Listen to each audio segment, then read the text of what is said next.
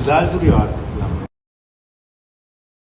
Herkese salam, kanalıma hoş geldiniz. Türkiye'nin tanınmış aktrisası Ebru Şahin'den yepyeni görüntüler geldi. Ebru Şahin birbirinden muhteşem görüntüleri sosyal medya hesabında sevenleriyle bölüştü. Həmin görüntüler izleyicilerin marağına sebep oldu. Fotolara kısa zaman ərzində çox sayda beğeni ve şərh geldi. Söz gedən görüntüləri təqdim edirik.